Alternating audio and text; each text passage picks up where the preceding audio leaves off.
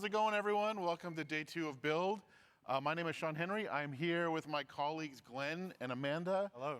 We work on Microsoft Foundry, which is Microsoft's AI platform for using models and building AI applications and agents.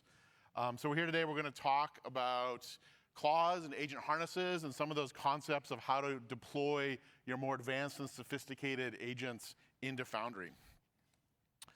So I'll just get us started here with a bit of a roadmap. Actually, how many of you, I can barely see any of you, but like how many of you got a chance to check out Tina and Jeff's session yesterday? That was kind of an overview of Foundry. A few folks, a few hands up, not too many? Okay. Well, this kind of follows on from that. We're going to dive deep into a few of these layers. When we think about how to build agents today, they kind of start at this base layer at the bottom here of intelligence. These are the models. In Foundry, we have thousands of models available, hundreds of models available for using with agents. And then on top of this intelligence layer, we add a runtime. This is how we host agents in Foundry, how we deploy agents into Foundry, and how we manage them. And then finally, on top of that runtime is the human and agent collaboration layer. And this is where we have our agents actually meet us where we're working. So this is how we get our agents to work with us through things like Teams or M365 Copilot and enable us to work better every day. All this within Foundry is kind of wrapped within a layer of trust and security and manageability and observability and evaluations and all those things that you need in order to run your agents in production. And one of the great things about Foundry is that you can kind of choose the level of simplicity or control that you want for your agents. You can start by building very simple agents, prompt agents within the portal, or you can move to more advanced agents, which is what we're going to be talking about a little bit today. Agents where you're writing them in code, where you're bringing in your own libraries, where you're connecting them into other systems.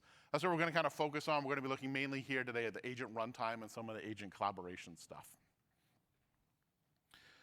But I want to back up a second and kind of talk about what we've been seeing over the last 6 months. I did a similar session to this at our Ignite conference 6 months ago, and since then, a lot has changed.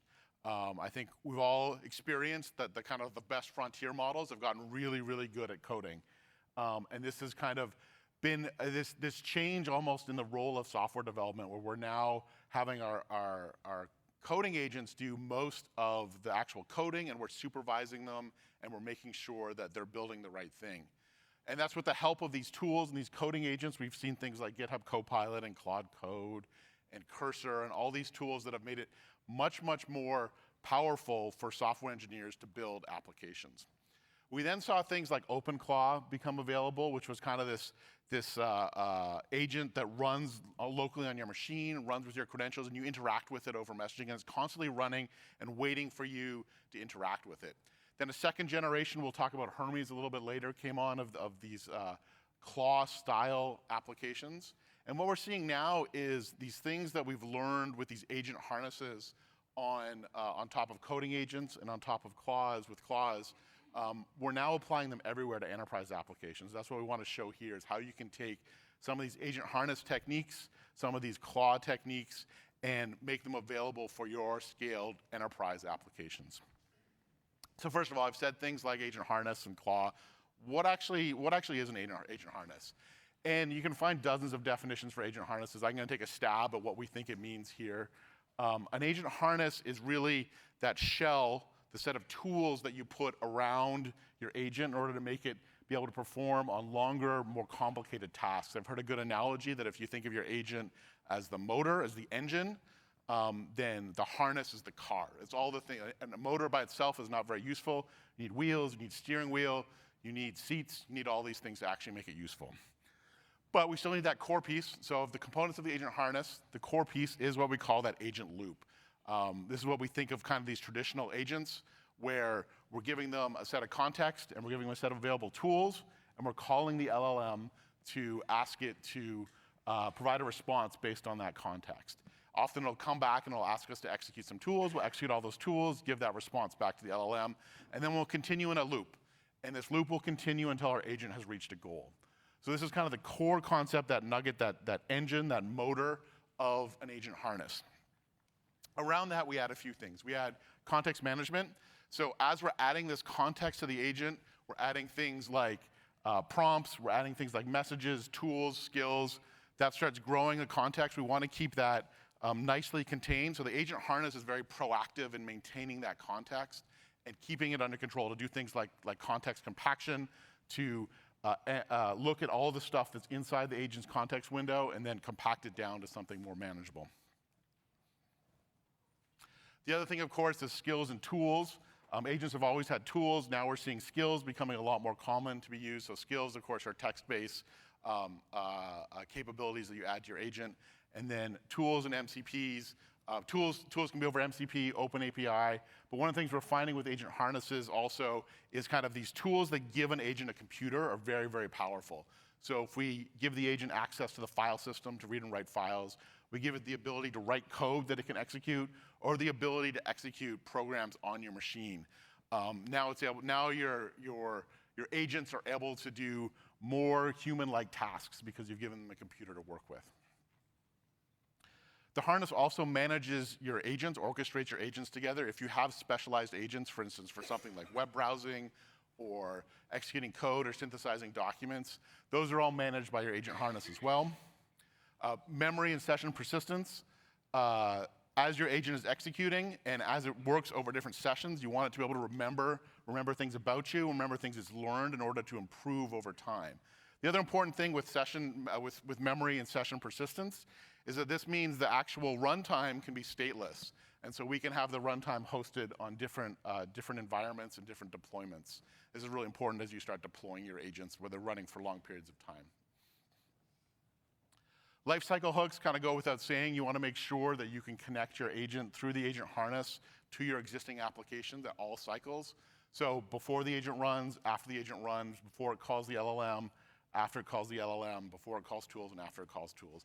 And this is the place where you can apply your policy and your logic specific to your application, to your agent harness.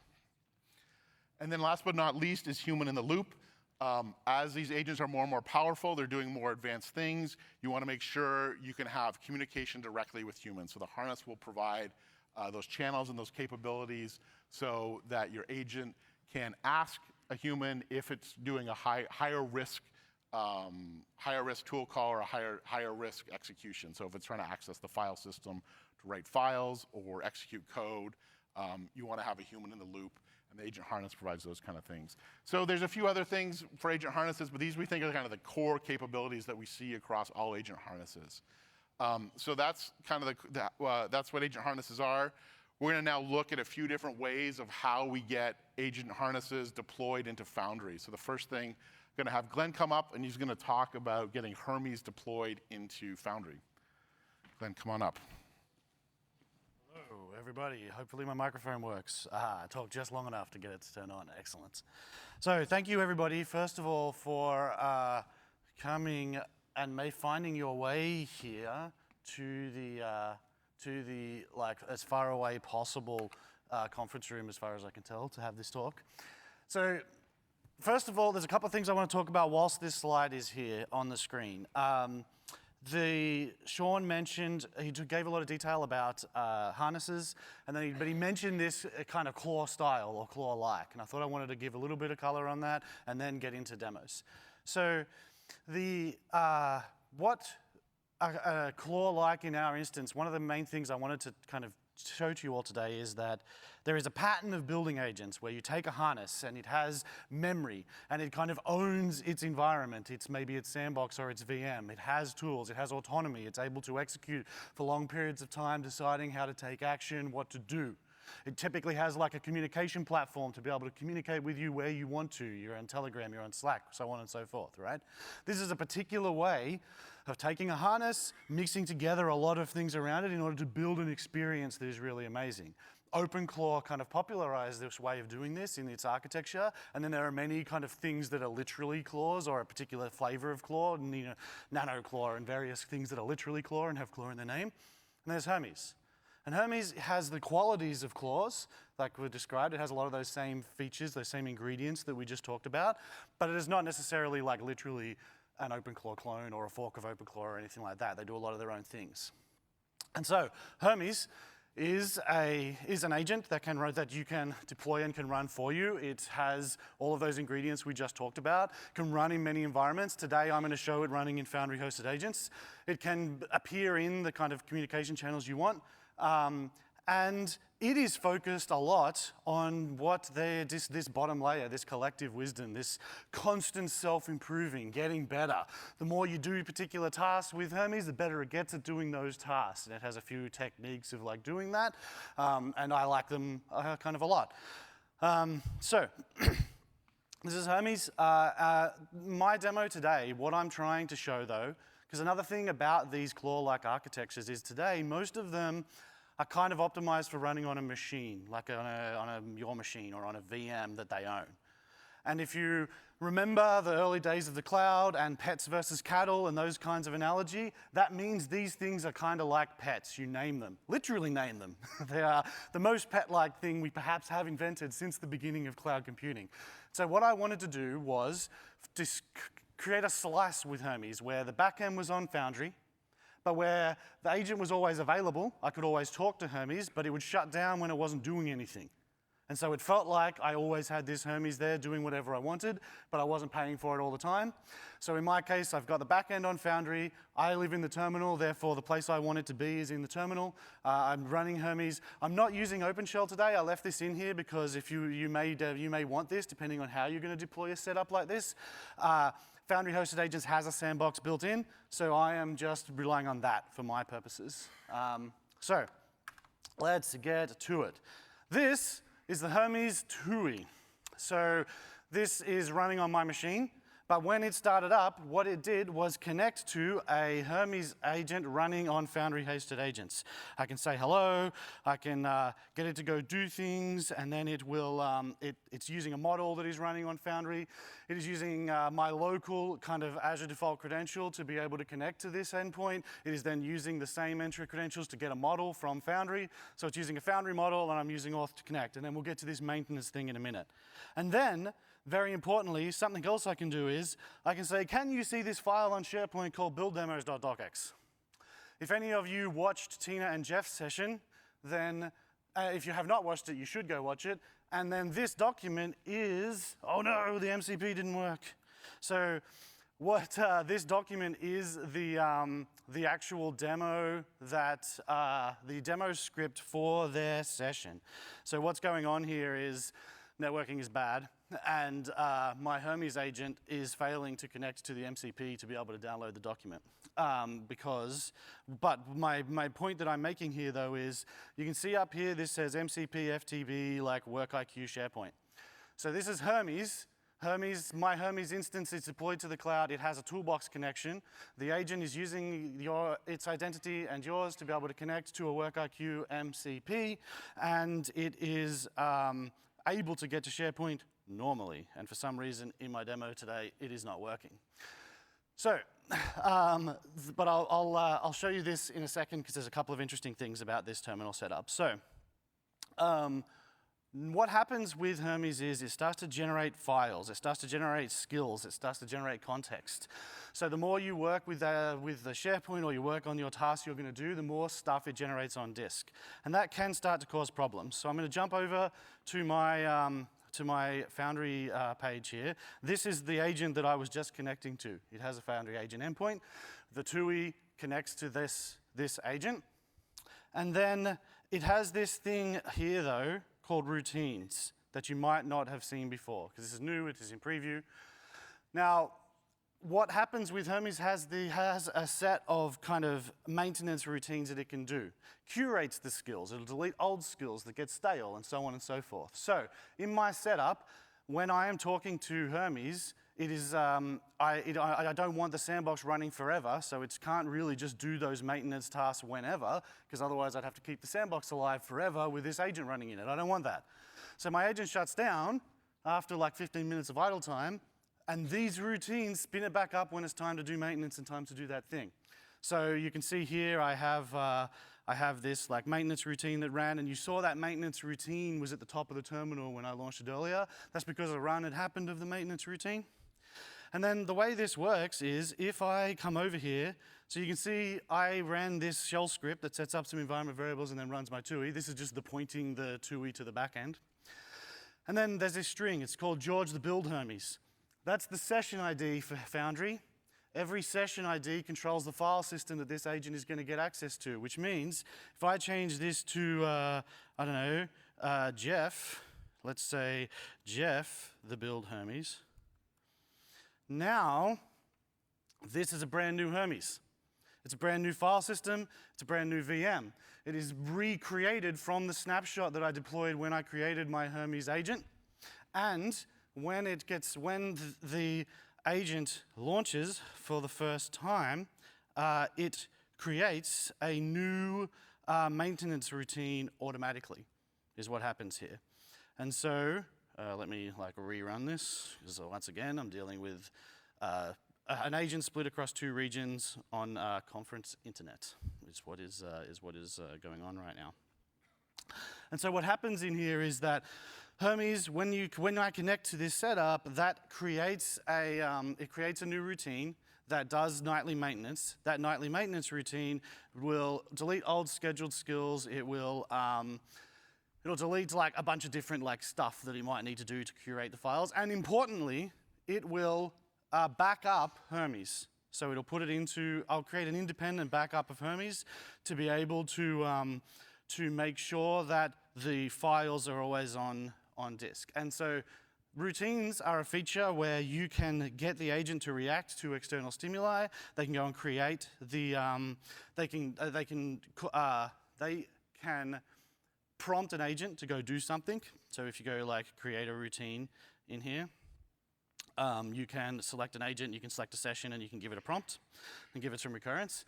But importantly, the agents can create them themselves to come back into the same session.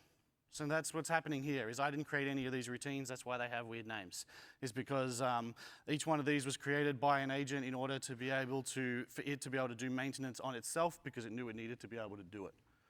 So this is this overarching setup that I have here, where the Hermes is running in the cloud.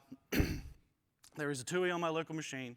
There is a proxy to connect and proxy the 𝗬𝗲 protocol over the network to get to the Hermes agents that's running in the cloud. I have this routine that is then managing and looking after the context of that agent. Let's see if I can make sure that this runs so that you actually get a better experience of seeing some of this first of all. And then every new session stays around. And so that leads me to one of the main points that I wanted to make, which is that the state is really important. So I made a bunch of decisions in how I designed this. I wanted it to shut down. Therefore, I decided that I needed to do things like externalize the way that the maintenance routines were going to happen. If you don't care about that, if you're running on a VM, you can just run it forever, or if you want to be okay. And so my main point is that, let me switch to this slide for a moment. My main point here is that the agent state creates these unique environments. So every Hermes instance, every file system, every agent in one of these kind of claw-like patterns becomes unique by design. You want it to be unique because you want it to have all of its own skills. You want it to have all of its own content. You want it to be constantly learning and evolving and getting better, right? So that means that you always want uniqueness. And unfortunately, what that means, though, as we learned painfully over the course of building our cloud applications, is that uniqueness causes pain when it comes to recovering and resuming from errors, right? So now I went and spun up a new one because the internet was bad, and now it's just working. So you need to decide how you want to handle that state. In my case, I was good with a backup, making sure I every night put it onto blob storage. And I'm going to rely on the fact that Foundry-hosted agents keep the sandbox's file system around for at least, it's basically 30 days of after inactivity. So if I don't do anything to it for 30 days, we will delete this file system that this is based on. But otherwise, if I'm still using it, it'll be forever. I'm good with that as my constraint.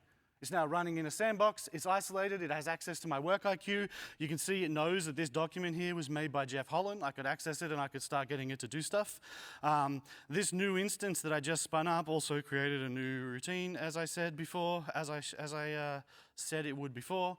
So you can see I have this routine now targeting that same name, and I can go and do routine test runs to be able to execute the routines.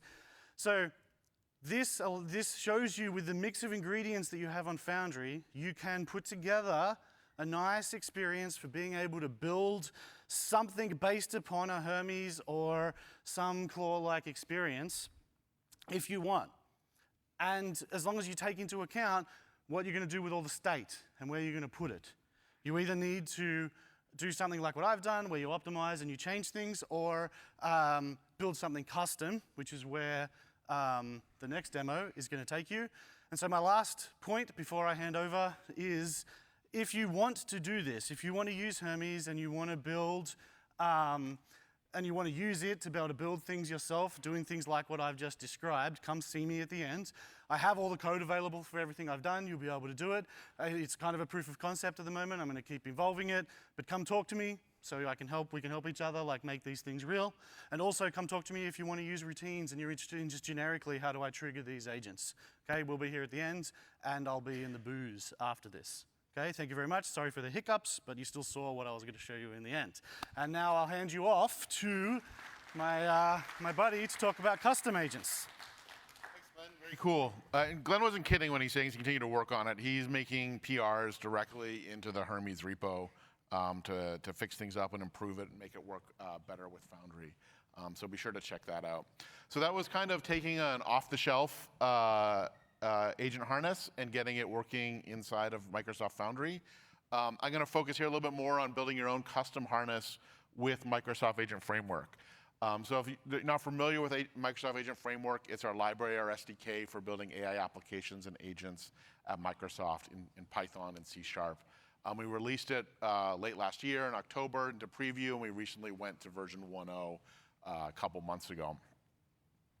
And I'll do kind of a quick overview of it. Where's the clicker? Here we go. It's kind of composed of 3 parts, and these are kind of familiar from some of the earlier slides. We have the agent loop, we have workflows, and we have harnesses. So if we first look at the agent loop, this is our Microsoft Agent Framework AI agent construct. And what it allows you to do is it allows you to build these loops that talk to Foundry models, Foundry tools, and host directly in Foundry, but also allows you to connect to tools and capabilities from elsewhere in the AI ecosystem. You can connect directly to OpenAI, directly to Anthropic. You can use Gemini models, you can use Bedrock models, you can use local models with 𝗦𝗲𝗀𝗀𝗀. You can connect to any tool you want over OpenAI API or MCP, or even directly through code. And then you can deploy it anywhere. You can deploy it into Foundry hosting, like I mentioned, with Foundry hosted agents. But you can deploy it into Azure Functions, into Azure Container Apps. You can deploy it into AWS if you want to. I don't know why you'd want to do that. So that's our kind of core agent construct. We also have connectors for different types of agents, so we can abstract away other agent providers that are out there. You can connect directly to Foundry prompt agents. These are agents that are built declaratively directly in Foundry. You can connect it to Copilot Studio agents. You can connect it to Claude Code agents. You can connect it to GitHub Copilot CLI agents. A lot of folks doing that, connecting their agent systems through Microsoft Agent Framework into GitHub Copilot. Or again, you can connect with the ecosystem using the A2A protocol. That's the agent loop. On top of the agent loop, we add workflows. So workflows are, first of all, our kind of built-in constructs for building multi-agent systems. So you can have flows like sequential, one agent talking to another, handing off between agents where the context moves as well. These kind of author-critic patterns where you have agents constantly refining their output. And then one that we built with Microsoft Research called Magentic, which is a planning one where you have a supervisor agent that generates a plan and then has sub-agents kind of work through that plan. You can also build your own custom workflows. We have a full directed workflow capability within Agent Framework. And you can have workflows that combine agents with regular code, which is also really powerful. Not everything needs to be an agent. You can have workflows with a little bit of code in them, a little bit of agents. And you can build those through code, or you can also build your workflows declaratively using YAML. And then the latest thing we've added are these agent harnesses. So the agent harness capabilities, again, like I said, it's the shell that we build on top of the agent. So we start with things like some common tools tools for file system access, for code execution, for shell execution, some built-in context, building that context. You kind of build the chain of context by bringing in your prompts and your skills and your agent memory, combining that all together in a smart way and handing that to the LLM. Also some planning capabilities. We found that these agent systems work much better often, not always, but often when you have a kind of planning phase and you have sub-agents that can specialize in specific tasks. And then finally, extensive middleware so that you can do things like context compaction, you can do tool selection, you can have different algorithms for how you want to select tools, and how you define permissions and capabilities, what your agent's able to do, what tools it's able to access. This allows you to build things like deep research agents, coding agents like GitHub Copilot and Claude Code, content generation agents, any kind of these kind of goal-driven agents where you want to give an agent kind of a more abstract goal and have it figure out its own plan to get to success. And of course, because we're a framework, you can build your own custom agent, your custom harness, and you can mix and match. You can build harnesses into workflows. You can have workflows and harnesses. You can build all those things together. So that's an overview of Agent Framework. We'll focus a little bit now. Let's go over to a coding demo of some of these agent harness capabilities. So, yeah, here we go, demo. So my agent told me the network is not great, but we'll give it a try. All right, first we'll start in code. As I said, Agent Framework, everything is feature parity between .NET and Python. I'm going to show this demo in C#, also available in Python. If you love Python, you can work in there as well. So if you've used Agent Framework before, the first few lines are familiar. This is setting up your chat client. This you can think of as that core agent loop. And what we've done is we've added the ability to slap an agent harness on top of any agent. And so I can take that chat client and I can call as agent harness. And this is kind of a minimal agent harness here. And actually, these two lines, 79 and 80, these are things that actually we won't need soon. While we're in preview, we have those, but those will be optional. So it'll be very simple to create an agent. And what happens when you add this agent harness, it gets all those tools built in for free. It gets that compaction built in for free. If you're using kind of Agent Framework in the past, it was like a bunch of Lego bricks, and you had to attach things together and build what you wanted. If you approach it from the agent harness, the thing's already built, and you define, maybe you take some Lego bricks away, maybe you swap some out for other pieces. So very simple to build an agent that has all those capabilities already in it and to get you going very quickly. But you may want to customize it. So here's an example of customizing agents. This is a research agent here, and you can see that we have many more things that we've configured.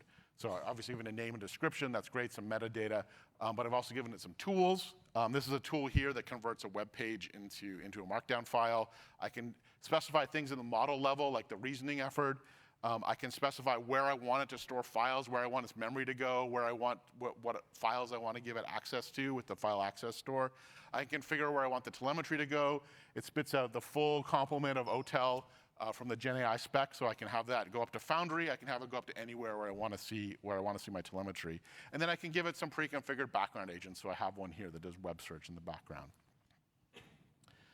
And then finally, to make things a little bit easier to run and to demo and to kind of prototype with, we've built a harness console. So this is a TUI interface, text user interface, similar to what Glenn showed with Hermes or what you're familiar with a lot of these harnesses, that helps you kind of build and iterate on your agent and work with it so that you can then deploy it later.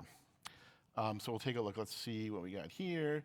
So here we're just kind of we're running this agent through our console. We're taking that research agent I built before, and we're just providing some configuration and some listeners and observers and handlers for some of the events that are coming off of the agent. Let me show you here that running. Yeah, so we'll just get this started. Let's try something like write a blog about Microsoft Agent Framework announces at Build 2026. And while it's kicking off, I'll give you a quick tour of what this is doing. Hope you guys can see this. All right, it's down at the bottom. But again, this is just kind of a sample that we built on top to kind of show how you can use an agent that's attached to a harness. You can see it's working away here, but you can see at the bottom, it's in plan mode. So you can see here, it's in plan mode. Hold on a second here. There we go. that it's in plan mode. We can have different modes. We can have plan and execute mode. We can have it show its current list of to-dos. We can have it show its session, export its session, so all the stuff that it's been doing over time, we can have it export that from the sample. But you can see here it's calling a bunch of tools, it's figuring out what mode it's in, it's figuring out what memory it might have in the background that it needs to do, and it's loading a bunch of skills. So I'd already built a skill for blog outlining. It's done that, it's reading some files, and it's building a to-do list. And so while it's doing this, hopefully it's still running it, there it goes. And now so it's downloading a little bit of information to try and build an outline. So it's in this plan phase, it's gonna build an outline for us. And well, why does it keep scrolling up? Okay, so now it's asked us, while it builds the plan, it wants to know what kind of content, what type of blog it wants to build. So now we have this kind of human in the loop where it's asking us for more information. This is an event that's coming off of the agent harness, and we're listening to it here in the console. So we'll say, what do you guys think? Should we do general tech audience? And that sounds boring. Let's do developers building AI agents. So it gives us options, it's going through and it's continuing to build its plan. And while it's doing that, I'm gonna flip over here back to the code, and we can actually take a look at how it's doing. So I'm not sure if it's built its plan yet, but we can look at one I ran earlier. So here we can see this is the run I'm doing now. And yeah, so it's building out its plan already. I think it's still working on this. Here's maybe a longer one up here under plans that I did earlier, where it kind of builds its plan. This is how it wants to build out its blog. It's kind of building on this, iterating this. And then once it kind of finishes its plan, it's gonna show me the plan and be, hey, are you okay if I execute on this plan? So I'll pop back over. It looks like it's still working. So while it's working away, I'll just move on to my next demo. That's the great thing about these harness agents, is they kind of run in the background and do work over long periods of time. So that's kind of our sample agent harness console. But we know that when you actually want to build these agents for your customers don't want to use text user interface. Maybe they do, maybe some of them do, but a lot of them don't. So we've done a lot of work with AGUI and the Copilot Kit folks to make it really easy to build UI on top of your agents. So I'll come back to here. Look, we got a plan, and we're just gonna say approve and execute, and now it's gonna write our blog post for us. But while we're doing that, we will pop back over to here, and I'll show you how easy it is. So we had our running in harness, and then here, if we wanted to run it in AGUI, again, just a couple lines of code. This is the important one right here, where we, if you've used things like ASP.NET before in C#, we just enable AGUI on top of our agent here, using an app and giving our agent, very similar in Python as well. And what this does is it gives our agent an AGUI endpoint. And if you're not familiar, AGUI is an open standard for UI that talks to agents. There's a number of libraries that can talk directly to that. Copilot Kit has provided a nice one that can talk directly to this AGUI interface. So we'll take a look at that. That is running here. I'll just do this real quick. So I can ask, I'll just click one of these. So this is a different agent where I've given it a sales CSV, but we can see the same thing. We can see the same type of things from the agent harness going through, where we can see its tools calls. We can see them as they complete. We can, obviously you can remove these if you don't want to have this in your end application. We can see it executing now in a nice UI. So you can use your agent directly in a workflow without any UI at all. You can use it in a console application, or you can use it in a UI like this. And one of the nice things with Copilot Kit, they have a bunch of controls built in, so we can actually give our agent the ability to build charts like this. There was no extra code I had to write to do this. I just had to tell the agent that it can generate these controls and charts, so we get this nice result coming from it basically for free. Okay, and then the last thing is that, of course, because this is just an agent, we can deploy it directly to Foundry. So we can use our agent host builder, and we can create a responses endpoint. And if we run it through the responses endpoint, we can now interact with it with our tools. And I'll just give a shout out here for the Foundry Toolkit Agent Inspector, which is a great tool when you're building agents. You can see I have some previous responses and events here. You can connect your agent directly from this tool, and you can debug it through here as well. So that's a third way. And then, of course, once I've done this, I can deploy it directly into Foundry. That takes a few minutes when I hit the deploy button, but I did one earlier today. So here's my agent here up and running. It's actually this one, up and running in Foundry. And now it's just like any other agent, and I can interact with it here. I can see the traces. I can see all the things that Foundry gives me in order to manage, monitor, and evaluate my agent. Okay, so that's a quick tour of Agent Framework and how we think about agent harnesses. Now that I've got my agent up in Foundry, Amanda's going to come here and talk to how we can get these agents to actually show up where your customers are actually working in Teams and in Copilot. Thanks.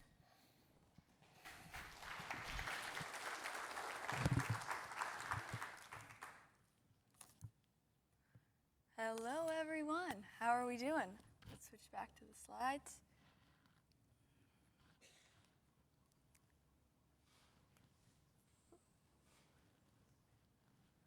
Okay. So like Shawn said, I'm going to talk a little bit about now what comes next. You have an agent, it's built, and now you want to put it to work. Most of the time, you don't want a standalone UI. You want to put it in the surfaces that you use every day. And that's why Foundry has this great kind of one-click publish to Teams and 𝗦𝗽𝗲𝗸𝗁𝗀 Copilot. I'm going to show you exactly how this works in a minute, but essentially in Foundry, once you have your agents deployed from the portal, it's super simple. There's a kind of one-click drop-down. You fill out a few key details, and then your agent is instantly available if you choose to just keep it scoped and visible to yourself, but then there's also an option to share it with your entire organization.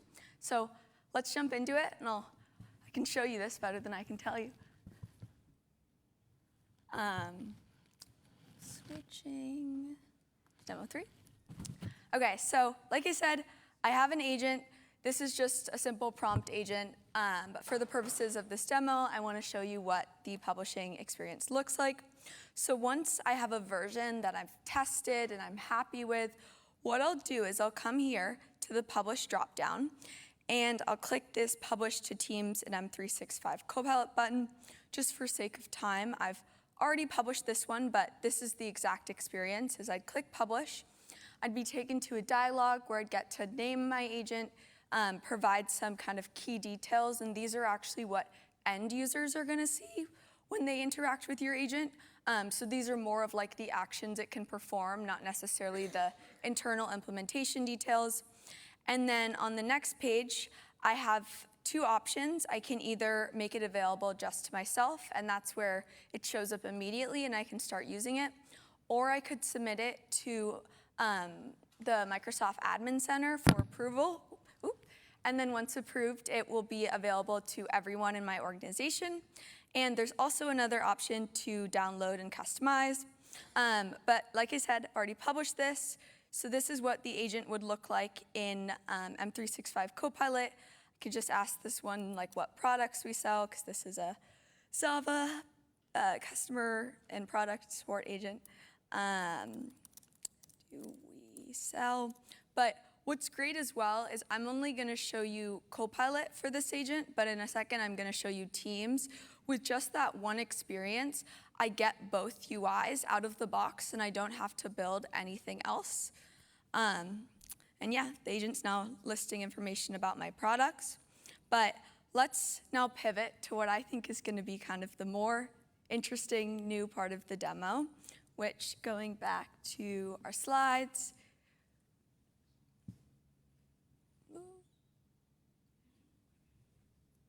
going back to the slides. You're probably familiar with the first two types of agents. In Foundry today, kind of until really recently, we had assisted agents and autonomous agents. All of these agents still had a unique Entra agent identity, but they didn't always act using that identity. So with assistive agents, typically it's like you build an agent and you give it one of the WorkIQ tools, and it's kind of a personal productivity agent that can send emails on your behalf, draft Teams messages on your behalf, and most of its functions are really all just kind of an extension of you. There's also the autonomous agent category, where this is typically an agent that runs in the background. You can actually assign this agent's identity permission like on an Azure resource group or on a storage account, and then it can, again, be triggered from a non-human chat-based trigger and then perform actions on its own behalf. But the key call out here is there are limitations, because the same actions I described with the assistive agent, like with the work IQ tools, there is no way to do those in the autonomous agent case until bringing us to the third type of agents.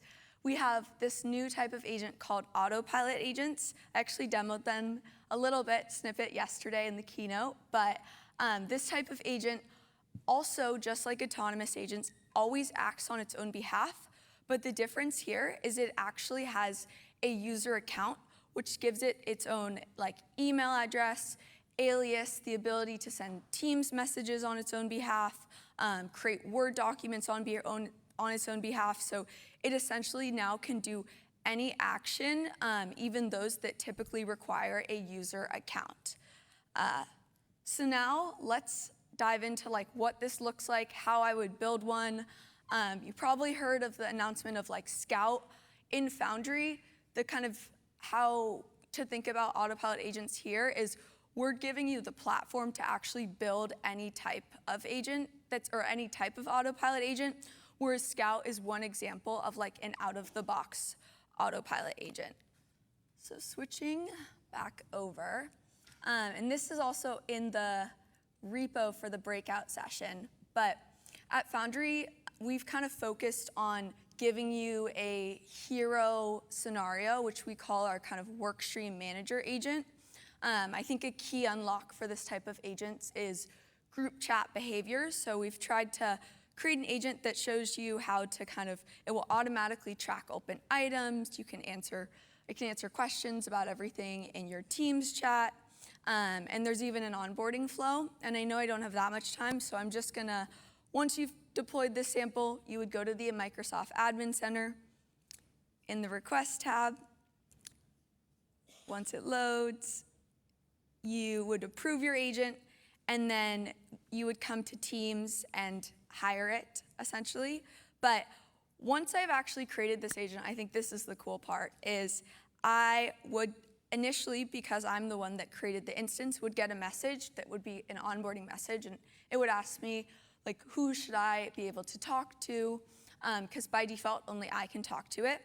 And then I can give it people that it's allowed to talk to. So here I'm telling Seth, Elijah, and other teammates. And then this agent will then be able to respond to them one-on-one in group chats. But if I didn't give someone access, I can give you an example right now of, say I throw Burke and then this workstream manager agent into a chat, and I say hi. Oh, I guess I already said hi. Well, I say hi. Oh, no. Everything's live, so I guess I've already done it here, but let's see if the agent will respond. Burke is not someone who has access to this agent.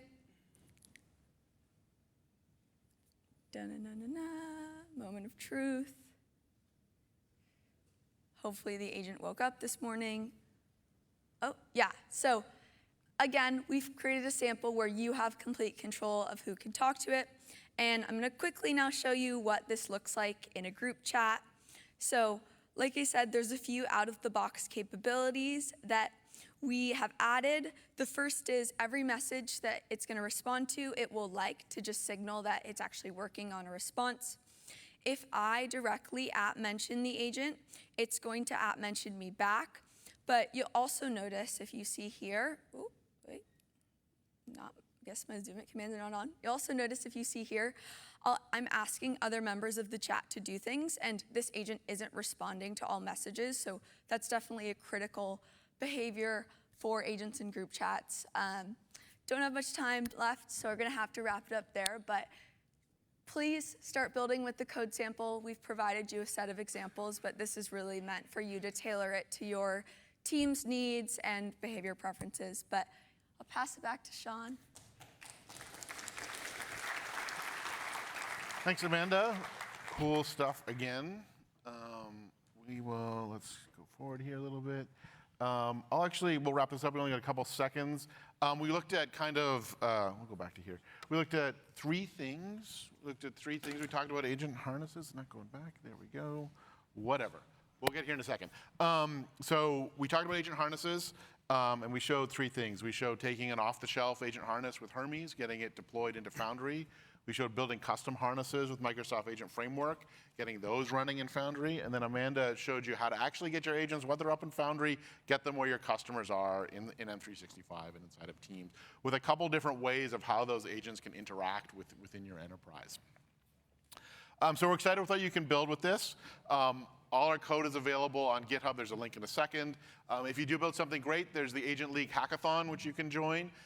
Grab this QR code. It's still running until the 14th. There's fabulous prizes. You can give that a shake. I want to say thank you. There's some more sessions going on for Foundry and agents that you can take a look at. Or you can take a look. Some of the ones yesterday, you can go watch those online. And then finally, yeah, you can explore the session. We've got code and resources available up on GitHub if you want to try out all the things that we did. We got a couple seconds. We're going to be here, but then we'll also be over at the Foundry Agents booth if you want to come chat with us. I have stickers. If you want stickers, you can come get some stickers from me over there. And I want to hear about what you all want to build if you want to build with Yeah, any of let this us know what stuff. you're building. Come talk to us. See you all. Great. Thanks everyone.